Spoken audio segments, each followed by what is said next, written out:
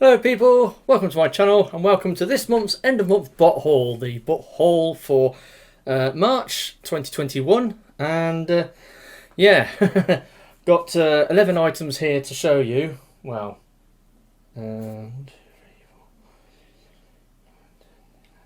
it's actually more than 11, but it represents 11 purchases that I made.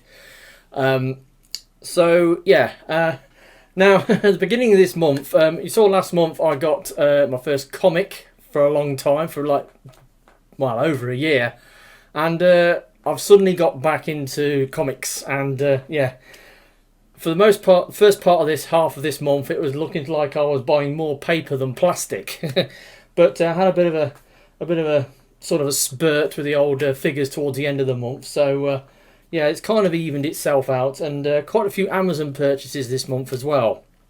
So yeah, let's get started on it, shall we? So, right, first thing to arrive was again Amazon purchase, beginning of the month. As I said last month, I was thinking about getting into those Transformers the manga books, because I wanted to see how, well, mainly I wanted to know how Super Megatron came about. So this month I went ahead and I ordered all 3 of the manga volumes, and the first 2 arrived on the 1st of the month. So I got Manga Volume 1 and Manga Volume 2, and I think I did an unboxing video on them. Right, so what can we say about these? Well, to be honest, yeah, these are the Japanese version of the story, and Volume 1 largely concentrates on, you know, the events of, or you know, the characters of the G1 line, and towards the end it sort of starts getting into the headmasters. Now, basically, what these books represent is, yeah, here it actually says in the front here, it says Transformers the manga was originally serialized in TV magazine beginning in 1985, alongside the debut of the franchise in Japan. This manga is an original work, especially for Japanese audiences, that establishes a parallel canon to the American G1 series with differing motivations, allegiances and settings. So yeah, it's very much geared for the Japanese market, and as such they took liberties with the Transformers characterizations and the storyline with these comic strips that differ greatly from, you know, the G1 cartoon, or in my case the G1 comic, because I never really into the G1 cartoon, I was into the G1 comic. So I have very, very strong, you know, sort of nostalgia for the Marvel G1, especially the Marvel UK, you know, comic continuity, and this basically flies in the face of that. Now, the stories are individual little comic skits. They're called chapters, but I assume they were individual comic strips that were in different volumes or different, you know, issues of this TV magazine, and they're self-contained little stories, and the stories are very bang bang bang bang. They're very, very quick fire, you know, plot lines. They have a lot of the characters doing these outrageous, you know, sort of attack moves on the Decepticons, and they always have like a little Japanese kid, you know, like a manga or anime style Japanese kid who's befriended the Autobots, and, you know, there's even some Decepticon kids that come in later on, and it's crazy. It's absolutely crazy, some of the things they do in this. Absolutely wild. Also, being a manga, obviously this is a book. Normally you'd read it, you know, this way, left to right, but you don't. You read it this way, right to left, because, you know, that's just the way the Japanese are.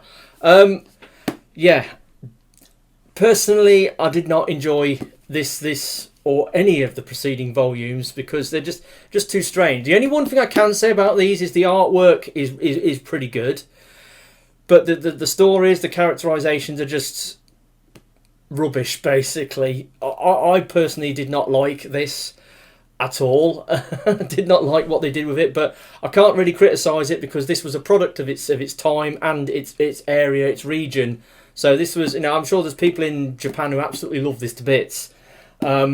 Me, no, because I know something different.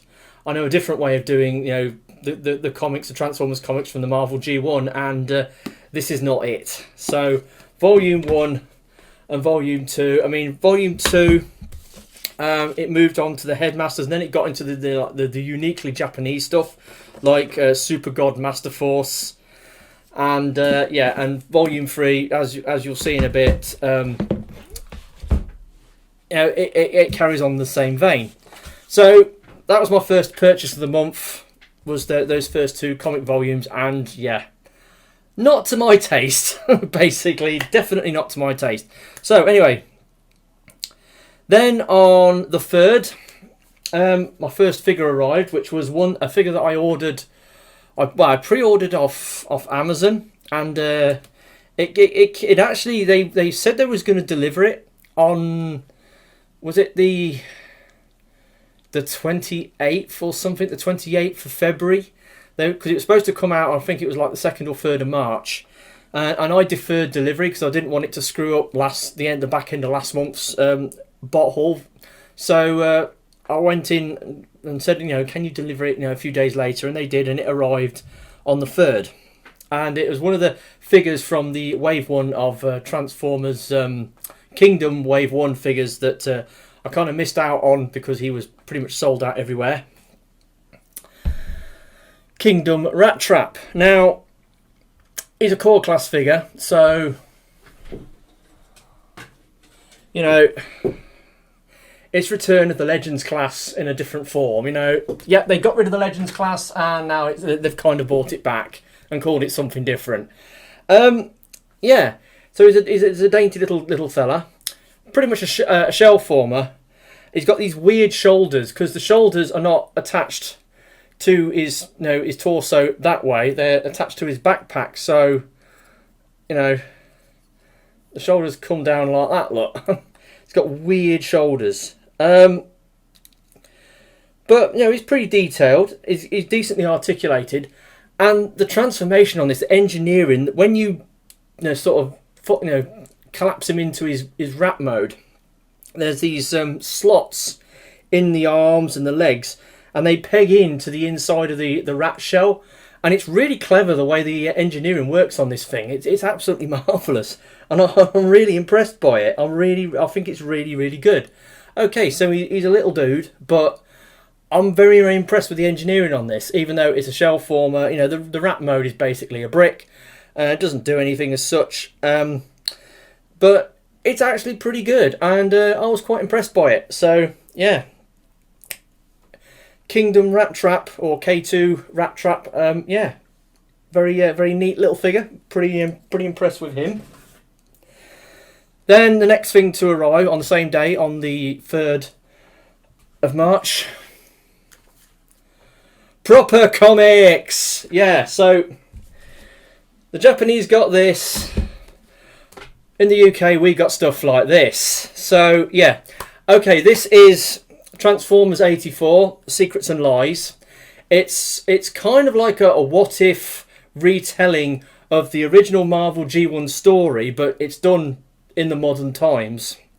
And it's supposed to sort of like read between the lines of what happened at the beginning of the Marvel G1 comic continuity.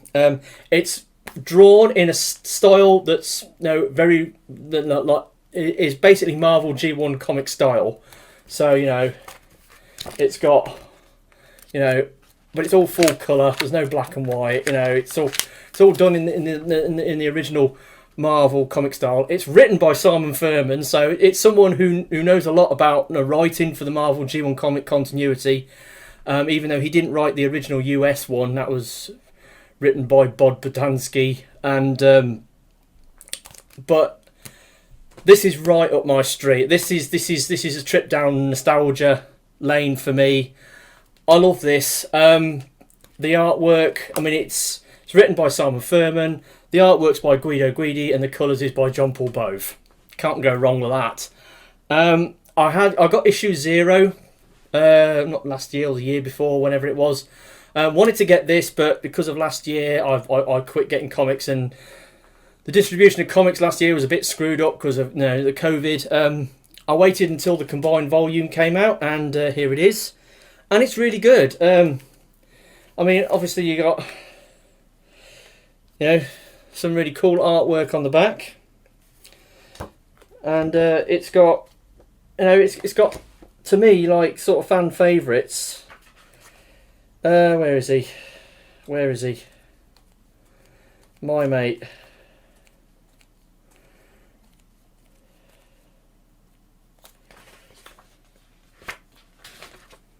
Anyway, Lord Straxus is in it. Yeah, Lord Straxus of Polyhex. It shows how he came to power on Cybertron after Megatron and the other Decepticons left and sort of crash landed on Earth. So yeah, it's really good. Now there are a few I do have a few discrepancies in the storyline, because remembering the Marvel G1 comic like I do, and then reading this, there are there's still a few plot holes in it. Most notably, like in the original Marvel G1 comic, they the Ark crash landed on Earth like 4.5 million years ago, and then there was the eruption in Mount St. Hilary, which then uncovered the Ark. The Autobots and Decepticons got revived, and then the war started again in like 1984. That is still in here, but it's been told slightly differently. This also plays into the Man of Iron storyline from the Marvel UK, which was the first uniquely UK comic strip that was done for the Marvel UK. I think it was the Man of Iron, or it might have been Crisis in Command. I think it was Man of Iron was the first UK strip when it was set in the UK about these Stansham Castle. There was this Autobot spacecraft that had crash landed in the ground, in the foundations of the castle, and there was some archaeologists digging it up, and then all of a sudden this Man of Iron comes out, and then Decepticons and Autobots come round, and blah blah blah, and it ended up they destroyed the ship and all the contents that were in it. In this, it says that the robots in the ship that crash landed in Stansham Castle was the Autobot clone bots, and in the original Marvel comic it was just 2 random Cybertronians, almost like protoforms. So there are some discrepancies in this, and I'd like to, in the future, hopefully I will be able to see Simon Furman and get him to sign this, him, Guido and John Paul Bove to sign this and my issue 0, and we'll have to wait and see, but I want to question him about the discrepancies that have popped up and see how he explains, how that went on. But yeah, needless to say, I love this. I absolutely adore this. This is brilliant. Even though it's got, like I said, a few issues, it's awesome. This is just what I wanted. This is the sort of comics that I grew up with. Not this, So yeah, I did get some proper comic content this month that very much appealed to me. Right, so that arrived.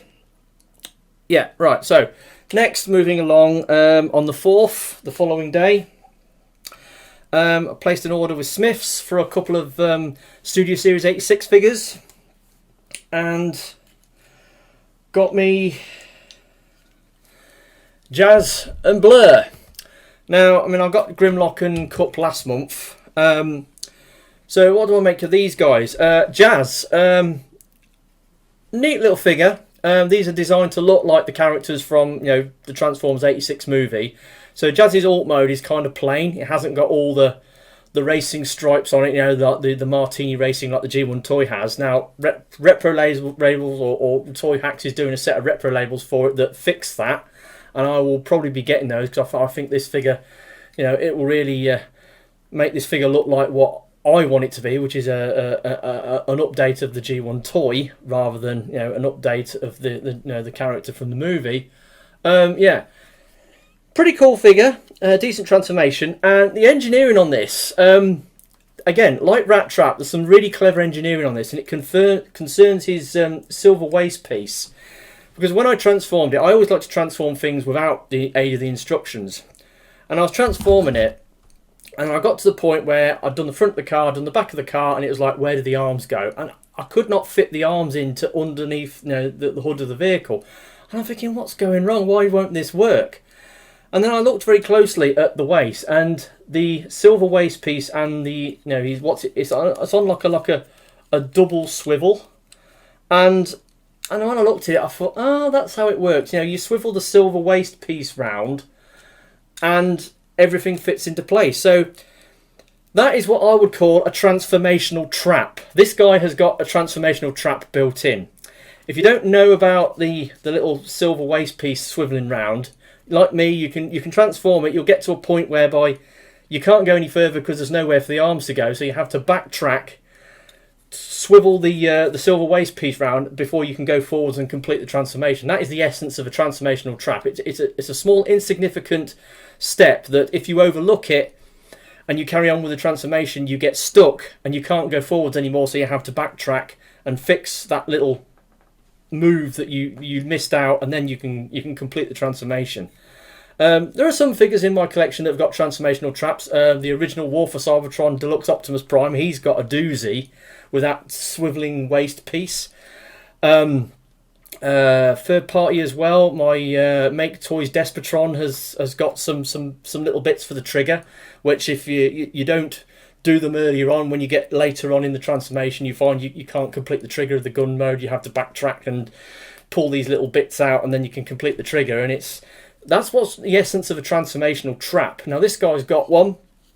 It's not a major one, but it's still pretty good, and I really appreciate the engineering on this guy because of that. But again, like I said, he's a plain bot. He's made to look like the cartoon character from the 1986 movie. And, he's a fairly plain-looking car, but I'm looking to get the repro labels to make him look more toy-accurate rather than toon-accurate. But still, he's a decent little figure. And he was good. Blurr. Also, he's not bad. I quite like him. The only thing that I'm a bit weird about is the plastic they've made his thighs out of looks a bit weird. It looks very sort of, I don't know, like cheap and nasty sort of, shampoo bottle kind of plastic they've made his thighs out of. It's got like a funny sort of sheen and texture to it compared to the rest of the plastic on the figure. And it looks weird, but apart from that, a decent transformation. I mean, yeah, he's got these massive great boxes off the bottom of his arms, but I don't mind that. I can see past that. He's a decent figure. He's got a sweet little transformation, decent engineering. And he's all right. I quite like him. He's pretty good. So I got him as well. And I got them from Smith's. So moving on. Right. Now, back to comics again. On the 6th, I got me Beast Wars IDW issue 2. Now, again, I got back into comics last month. I saw a video online with David Kay doing a podcast with the Transmissions podcast guys, and he was going on about the new IDW Beast Wars 25th anniversary comic that they're doing, and saying it was really good. If you're a fan of Beast Wars, you owe it to yourself to get it. So I got it, and I quite liked it. So I've got issue 2, and yeah, carrying on the story. Now, obviously, they're doing things a little different from the original Beast Wars plot. They're bringing it up to date a little bit. They're adding a few extra bells and whistles to the plot and the characters. They're introducing new characters like this character here, Nyx. She's a fembot. She's part of the Maximals. She turns into a flying fox. And in this issue, she has a run-in with Pterosaur, and gets her ass kicked, and then she gets captured and carted back to the Predacons. Now, I'm worried. Nyx is a new character that's been introduced to this comic, and in the next issue, it's hinted that she's at the mercy of Tarantulas, and we know how Tarantulas likes to experiment on captive bots. So I'm a bit worried about Nyx. I'm a bit worried that she's going to get sacrificed for furthering the plot, like Rubble did in the new RDW comic. They introduced this brand new character called Rubble. They ran him for about 6 issues, and then they killed him off just as a plot device to get Bumblebee pissed off with the Ascenticons. And I'm wondering whether Nyx is going to be another one of those, a disposable character who they brought her in. You'll see her for a couple of issues, you'll get to like her, and then they'll kill her off because she's just disposable, because she's not part of the original plot line. She's not part of the original characters. She's just a new character they've introduced to mix things up a bit. Probably won't happen. She probably will run the course, but yeah. I don't like where this is going. I mean, she's got captured, and she's interesting to see what happens in next issue. But yeah, no, I am enjoying it. Yeah, it's pretty good so far, issue 2, and yeah, it's all good. We like that. And next. Right, yeah, yeah, and then on the 6th, I ordered Volume 3 of the manga.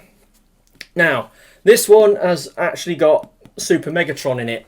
However, his appearance in it isn't what I thought it was going to be. It didn't actually show how he came about properly. He's in like a little bit right at the very end, and I don't know, I was a bit disappointed. I mean, there's they have these artwork sections where they show all these fancy colour sort of prints.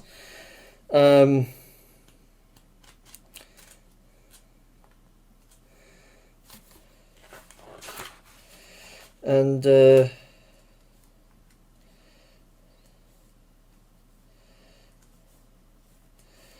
anyway, it's got all these colour illustrations in the back as well. This issue again covers some of the exclusive Japanese Transformers lines, like Victory, Zone, and Battlestars. But yeah, Victory and Zone, exclusive, sort of, Japanese Transformers thing, and that's what these cover. Again, self-contained, sort of like little comic strips, lots of, sort of human characters, lots of weird sort of attack moves going on, and it's and these comics were definitely geared at the younger audience, sort of young boys. And I suppose it is what it is. It's just a product of its time. It was meant for a specific purpose, at a certain targeted audience. And I suppose, like I said, I'm sure for people in Japan, they love this. They lap this up. But me, my idea of comics is that, not this. So, yeah. So, again, I didn't finish reading this until the end of the month. I was kind of putting it off, and then I just sort of started. I had like a couple of hours to spare, and I sort of went through it, and it's like, what am I reading? This is just totally. This is not my idea of Transformers comic. But anyway, finished that. So got that done, and that's the paperwork out of the way. So now, what's left is all plastic. So let's get on, shall we? Now, these next couple of figures. Now, they're international packages. One I ordered from AliExpress, and the other I ordered from 11th Street in Korea. I've had minor issues. Well, the Korean figure, I had a minor sort of thing with that getting shipped, but the AliExpress package, yeah. Now it's time to have a little bit of a salty rant. This next thing, right? Now I placed the order. It was a figure that I ordered on the 1st of February last month, and it was a figure off AliExpress, and it was the Vecma Studios Crocodile. It was their upscaling. Like a KO sort of third-party upscaling of this thing. This is the Unique Toys Palm Collection figure. Shunk, I think his name is Shunk. They gave him a weird name. Basically, it's Skull Cruncher, and this is the original Unique Toys. Now, MechFans Toys got hold of these. They upscaled them. They did a lot of shit butt ton of remoulding on them, and they improved the moulds. And what you get is this. So this is the MechFans Toys. Well, it's not Vecma, it's Vecma Studios, sorry, but it's affiliated to MechFan Toys. It's part of MechFan Toys. It's Vecma Studios VS05 Crocodile, and it's it's an upscaled version of this. They've heavily remoulded it. It's got a lot more sort of crocodile ridges. It's got a more realistic looking crocodile snout, and yeah, it's extra articulation on the headmaster and all that stuff. It's really good. However, getting one of these out of AliExpress, bit of a mission. Right, so I ordered it on the 1st of February, and the figure itself cost me £11.69, but I decided to pay for express shipping, which cost me £12.64. And then I discovered that I had to pay VAT on my purchase and the shipping. Now, this is a new thing. This is the first AliExpress order I've placed this year. And I found out apparently in December the UK government passed a new law. And I don't know how this affects AliExpress, but it does. And so if you are a resident in the UK and you buy or you purchase an online item from AliExpress, you are now liable to pay VAT or value-added tax, or if you're an American, purchase tax on your purchase. And this includes, you have to pay tax on the shipping as well. In the UK, VAT is also referred to by us people who live here as the very annoying tax. Every item you buy in the shops has VAT applied to it. It's a tax that's everywhere on everything you buy in the UK, pretty much. Most of the time, the price you see in the shop, it's the VAT is inclusive.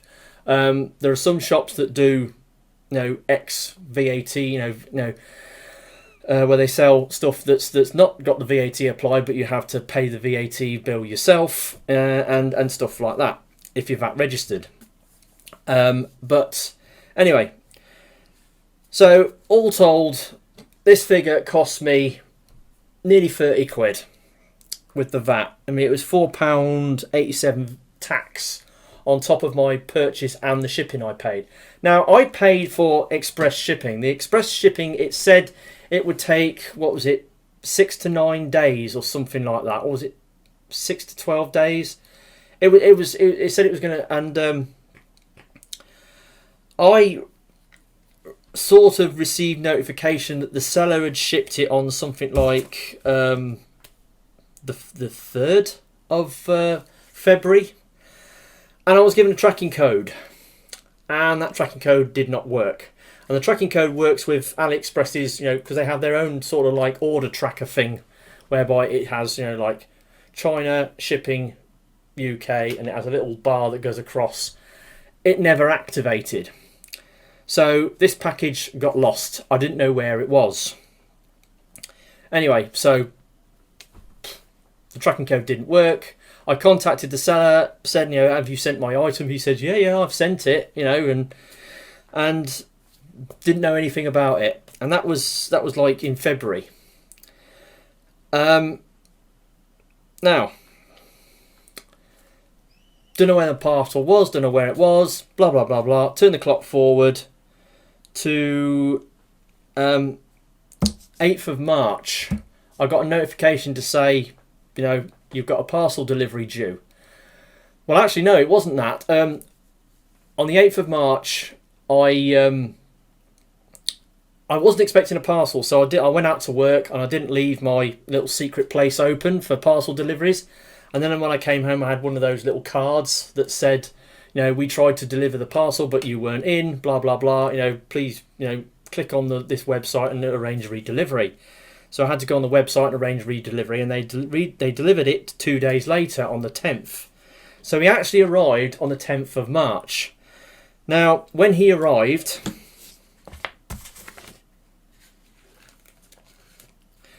it had, another shipping label on it. And on this shipping label is a different tracking code to the one I was given by the AliExpress website. And when I went into the details of this tracking code that was on the parcel, what I found out was it was dispatched on the 18th of February. It left China on the 21st of Feb, arrived in the UK on the 6th of March, went through UK customs, blah, blah, blah. On the 7th of March, it was dispatched to one of the local sorting offices down in Northampton. And then they tried to deliver it. My local sorting office tried to deliver it on the 8th, and then they re-delivered it on the 10th. So, that's how it got shipped. This is where things get interesting. When you actually look into the shipping on this item, you start to see, I don't know, it's some discrepancies on the shipping. Now, the original shipping, I paid for EMS shipping, which should have arrived, according to the EMS shipping, it should have arrived, well, it said 9th to the 17th of February. That was the shipping schedule I was given for my EMS item. And I paid, by paying, the cost of the EMS shipping was more than the cost of the figure. So basically I paid double. And then to add insult to injury, I had to pay the tax on top. So I actually ended up paying nearly triple what the figure was originally worth. But then it said that it was supposed to have arrived, had it been sent EMS, it was supposed to have arrived on the 17th of Feb. However, Chinese New Year. Yes, this time of year, like the back end of February, early March, you get the Chinese New Year, and it's basically China grinds to a halt for the Chinese New Year celebrations. Nothing happens, it's a big old deal for the Chinese. And the Chinese New Year this year was Friday the 12th of Feb. So it was the 12th of Feb. And what I reckon happened is I ordered the package. The seller then sort of sat on it for for basically a fortnight, because Chinese New Year. And then after the Chinese New Year, like a week after the Chinese New Year, or roundabout, or 6 days later, he went down to the post office, shipped it, and it got shipped. And they used a totally different shipping code, because obviously the shipping code that had been allotted to it wasn't used or lost, and it started a new one. So yeah. So according to the original EMS shipping thing, it should have arrived on the 17th of Feb, but it wasn't actually shipped till the 18th of Feb. So it was actually dispatched the day after it was supposed to have arrived, had it been sent EMS. But they sent it regular airmail, so it took longer. And so basically that extra money I spent on the EMS shipping was a complete waste of time. If I'd have, because I can't remember whether it was free shipping or it had a £3 or £4 shipping fee on it. I can't remember how much the regular shipping was. I decided to go for the faster shipping option, and in hindsight it was a complete and utter waste of money. And because of the VAT, I had to pay tax on it as well. So I'm a little salty. I paid for faster shipping and I didn't get it, and I ended up paying more for the figure. Now, some people might say, well, you actually got your figure. What are you complaining about? Crying over spilt milk, making a lot of fuss about nothing. That much is true. But, it's just me. I'm a bit pernickety sometimes with these sort of things. And, in my opinion, I should have got this sooner. And I didn't. And paying the extra to get it shipped faster just didn't do anything. And I ended up paying over the odds for it. Mind you, when you look at the going price of this thing online at the moment, off sellers on eBay and such, you pay around about sort of like 25-30 quid for it plus postage. So I got it for the going rate. But there you go. He is a decent figure. He's all right. He's a huge improvement over the Unique Toys original, and he looks great. I didn't need to get this as part of my character mold set collecting because Skull Crunch is one of the figures I character mold set collect. But I decided to get him anyway because he's such a huge improvement over the original mold, and I wanted to get him. But it's just a shame all the palaver that went on with shipping this thing, getting one out of AliExpress. But the moral of the story is, if you're buying something off AliExpress now, beware of the VAT. You're going to get charged VAT. So yeah, one less reason to buy from AliExpress. So there we go. That arrived. And that arrived on, well, the 8th to the 10th, because they tried to deliver it on the 8th and it actually arrived on the 10th because I got it re-delivered. Anyway, that's that. Right. The next figure is a figure that I've reviewed this month, if you've seen my review of it. My KTRT. This guy. Hello Carbot's Storm X, part of their Pentastorm X combiner. He's the Carbot. He's huge. He's like got lots of ratitude. He's heavy. He's well painted. He's like really nice and shiny and heavy, and the articulation this guy has got is outrageous. He is the most articulated Korean toy I have ever bought. I mean, he's got shoulders, he's got bicep swivels, he's got a waist joint, he's got ankle tilts, he's got wrist swivels. I mean, come on, he's got bicep swivels, thigh swivels. He's got it all going on. A ball jointed head. He's got all the articulation you could want. And proportion wise, obviously he's got these skinny arms, but apart from that, he's an amazing bot. He's absolutely awesome. And he's part of a combiner. Now I've only got one of the limbs to go with the combiner. I've got one of the legs. I got Dandy, who's one of the legs. And in my review, a couple of people commented, get the rest of the figures and do a review on the completed combiner. I do plan to do this, even though the two arm bots, Fron and Sky, I'm not too. There's things on their aesthetic I don't like, so I'm not really keen on getting them. But I think I will, just for the sake of completing it. I've got the original Pentastorm combiner. I might as well get the new one. Get the sort of like the rebooted version. But he is awesome. There's so many superlatives you can use to describe this thing. It's huge, it's extremely heavy, it's really well made, it's got lots of ratchets, amazing articulation. It is just awesome figure. And he's definitely highlight of my purchases this month.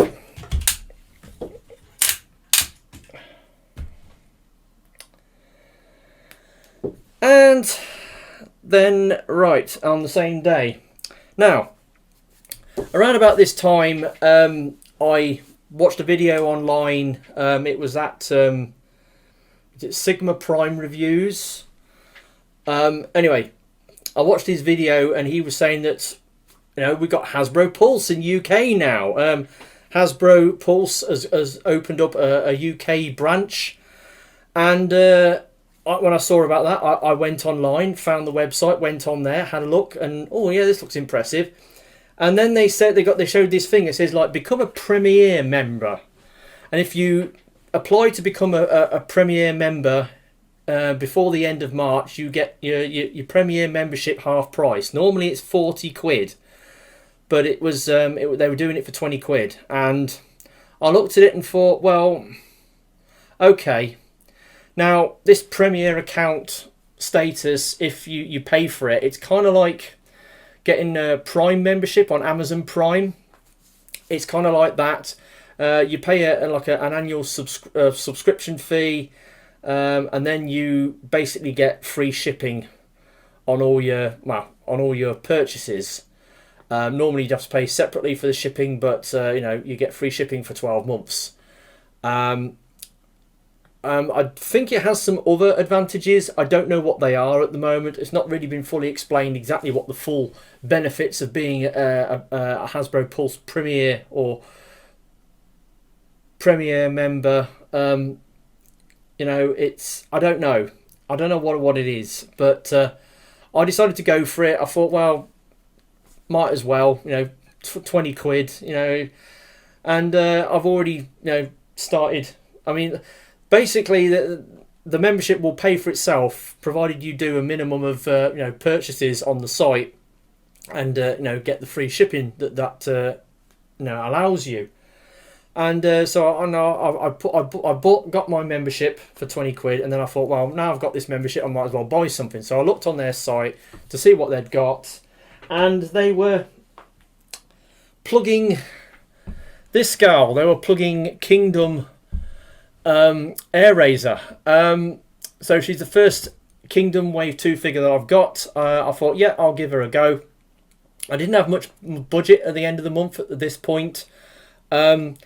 And in hindsight, I should have bought Studio Series 86 Scourge, because I want to get him, but he's now sold out on Hasbro Pulse, and he's sold out pretty much everywhere else. So I think I've missed the boat on getting that guy. So instead I got this gal. She's all right. I will say though, getting this out of the box, I got stress marks on one of the wing hinges. Now, the wings, I've got these multifaceted hinges, and he's got this sort of zigzaggy piece here. And I don't know whether you can see it, but there's a stress mark on the corner, and I got that trying to get it out of the box. Now I'm a bit worried about the thinness of the plastic on these hinges on the wings, and they're friction hinges. So they're like this. The hinge has been trying to be forced apart, and that the meat of the plastic on the corners of these hinges is very thin, and there's a chance that something might go. In the long term, they might snap. I don't know, but yeah. So I got that on this girl. Transformation, you basically like cram everything into the sort of like the torso of the bird. It's all right. It's okay. It's got a decent wingspan. Kind of looks like a hawk. I just wish the tail was a bit longer, because the tail's quite short on it. In fact, the torso is quite short on the bird mode. It could have done with being a bit longer to cover up the legs, the way the legs fold up at the back. But apart from that, she's all right. The only other thing is the colour. Now, you can probably see she's got a lot of orange on her. And on the promotional pictures, she was mostly sort of like yellow and sort of like a goldish colour. So when you actually get the toy in hand, it's got a lot more orange on it than the promo pictures. Now, I'm wondering whether there's going to be a Netflix version of this figure down the line that's got more of the yellow on it rather than the orange. I would have preferred it with the yellow, because I think the yellow looks slightly better. This orange kind of looks a bit out of place, even though I'm a big fan of the colour orange. It just looks unusual. It doesn't look quite like the promotional pictures, but then again, the way they photograph them, they probably Photoshop them. I don't know. And the prototype probably had more yellowy plastic on it than orange, and you know how the colours vary when the figure comes out. But anyway, so she was a purchase that I made on Hasbro Pulse using my using my newfound Hasbro Pulse membership, and got free postage on it, so I started to pay that off. So yeah, got her. Again, in hindsight, I wish I'd have bought Studio Series Scourge, but oh well. Anyway, so I didn't have much money left now at the end of the month, but I wanted to pull the trigger on a few things. And looking around, I noticed there was a figure on Omega Lock, or TFS Express, that looked pretty cool. And I I was trying to work it in to my you know, sort of purchases at the end of the month, and made a play on him, and he arrived on the 18th. Newage H21X Scaramanga, and this is the toy coloured one. So basically, it's their Legends class Soundwave. Got him. This guy's really neat. I mean, he's Legends class, but he's got a decent weight to him. I don't think he's got any die-cast on him, but you know, he's got a decent weight to him. He might have some die-cast, I don't know. But he's got some decent weight to him. Now, he's in the toy colours rather than the toon colours. It's slightly more expensive to get this version, but he looks absolutely amazing. He's got an awesome transformation. Really cool. Amazing articulation as well on this figure. Awesome. And he comes with 3 cassettes. Now, he's got Laserbeak, or... The cassettes don't actually have any names. It just comes with 3 cassettes. They don't have any names, so I've given them names myself. So I'm calling them Red Bird, Black Cat and Blue Boy. So Red Bird is in here. Now, the only thing about them is they don't actually transform into a flat cassette. They just have this sort of like rectangular block. But they are really neat. Transforming them is quite simple. The Laserbeak, you just sort of fold the wings out, bring them round to the side. You then fold the bits round, and there you go, a little Laserbeak. Now she's actually, or Laserbeak's actually got some, there's a magnet in, well, he's called Scaramanga, yeah. They call this guy, he's got magnets in his forearms, and the pins on Red Bird's feet allow them to peg onto the arm. So that's pretty neat. Also, like the name they called this guy, called him Scaramanga, you know, after a Bond villain. And the black Sound Blaster repaint of this is called Dr. No. I quite like that. I think that's pretty cool, naming them after Bond buddies. I hope they continue with this vein.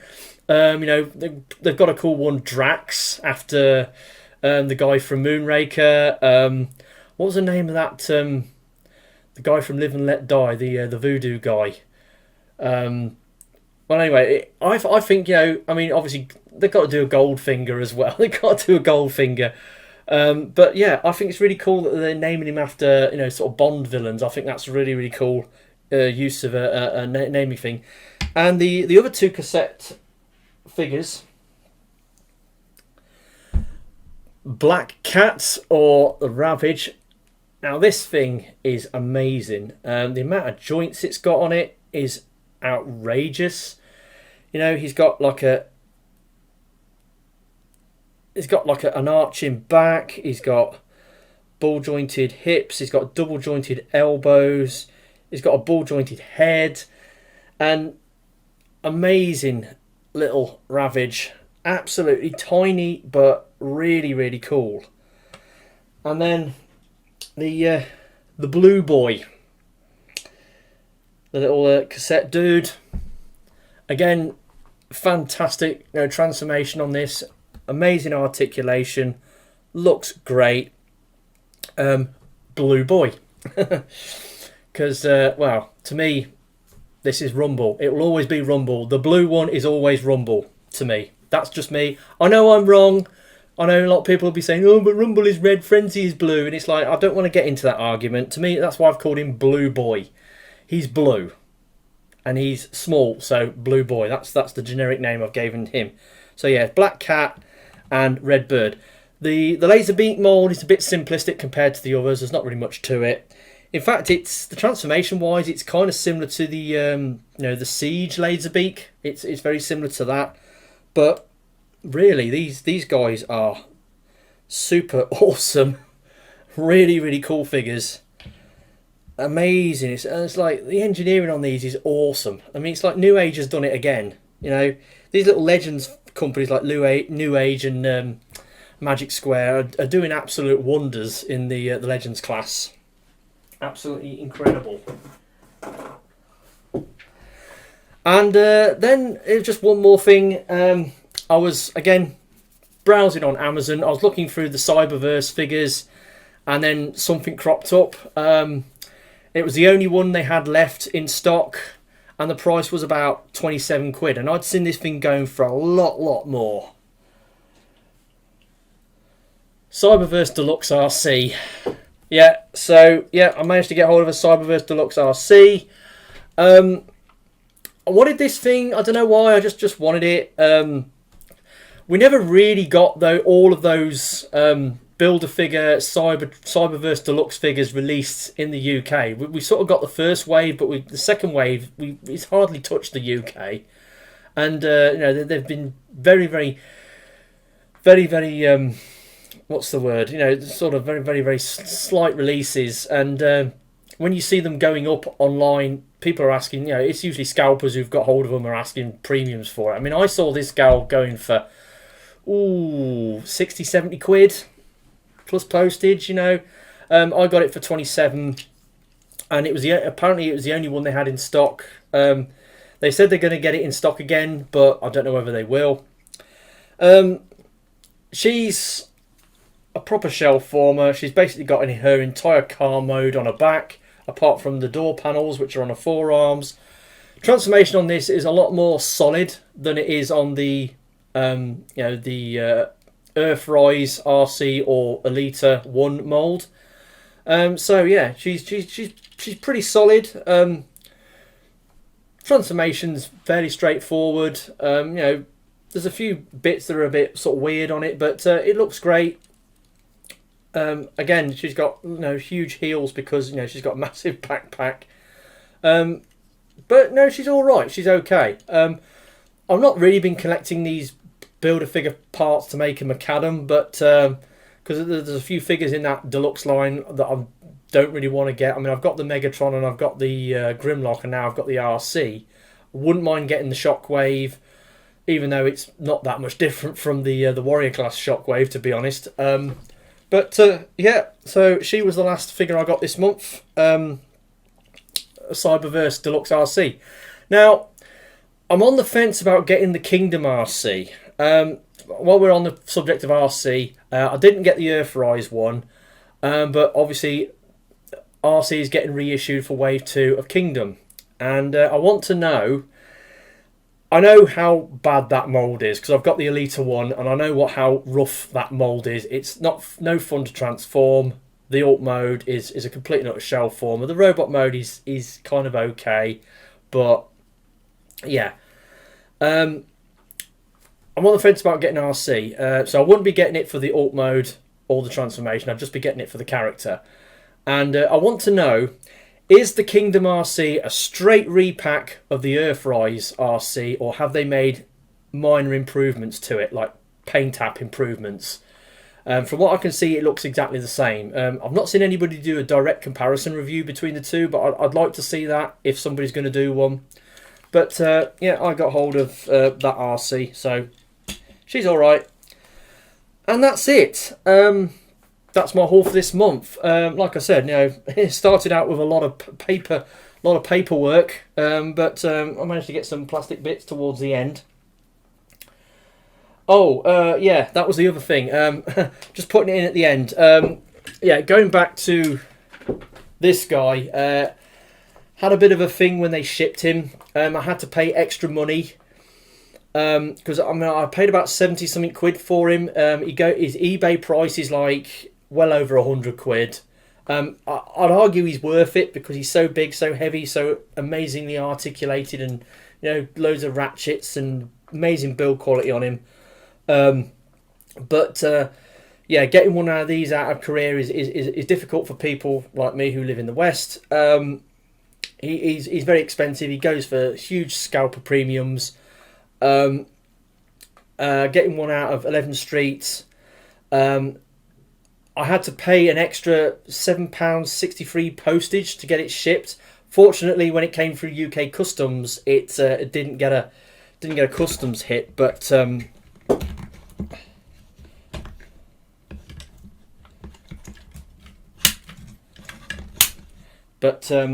yeah, the box it come in is like this, right? But the box they shipped it in is this. So this is the box they shipped it in that. It came shipped in that. And this box is twice the size of this. So if you look at it on the side, it's like... Look, it's twice the depth. And the rest of it inside was all... it was all, polystyrene, like air wrap. So yeah, that's why I had to pay extra shipping for it, because they sent it in a box that was twice as big as it needed to be. But fortunately, I mean, that thing weighed over 3 kilos when it arrived. It was like super heavy. I mean, this guy's no lightweight. He weighs next to a kilo in himself. He's like 910 grams or something like that. He's quite heavy. But yeah, I meant to put that in earlier, but I forgot, so I'm just throwing it in at the end. So yeah, had to pay extra postage on this guy because for some reason, 11th Street decided to ship it in a box that was twice the size it needed to be. So, right. So it's the end of the video. Let's wrap this up before an hour has gone. Right, so, first and worst. Now, the first is pretty obvious. But the worst...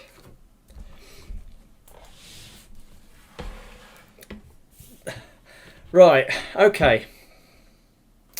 First and worst. Now, okay, this is not a bot, it's a comic, it's a book, but technically my haul every month is items. It's items I've bought that are Transformer related, and this is an item that is Transformer related. So it is part of my haul, and it's the first and worst item that I bought this month. So it doesn't have to be a bot, it can be, it can be a book. So I'm going to throw all 3 of these books in as the worst thing I got this month, and this guy is the best. This guy, this guy is just amazing. Can't really say much more about him that's good. And these guys, even though, like I said, they're not... they're probably good comics, and there's probably people who love these comics. They're just not to my taste. I did not particularly enjoy reading them because they're so far removed from what I'm used to for the Marvel G1 comics. I just didn't get on with them at all, and I do have buyer's regret buying these things, and I might be tempted to sell them. If somebody's interested in buying these, I would be willing to sell them for a really good price. I mean, I can't remember how much I paid for these, but it was... They're about, sort of like 12 to 15 quid each. And, yeah, so that's the worst things that I got this month, and that's the best. So, yeah, that's been my haul for this month. Like I said, a bit of a weird one, because, got a load of comic items, and then managed to pick a load of... get a bunch of bots. Next month... obviously now I've got Hasbro Pulse account, Kingdom Wave 2 baby. That's what I'm going to be hitting up next month. And I might be making a play on 2 KTRTs next month. I don't know. I might be getting a big one and a small one, because there's these little mini ones that you can get. And I'm interested to see how cheap they will be to ship. Or I might try adding them to my basket and seeing if I can combine shipping on the 2. We'll have to have a look at that. Anyway, so that's been my haul for this month. We're nearly at an hour. I think it's time to pull the plug on this video. So I've been TFR Wilderness. I'll catch you all next time. Ta-da.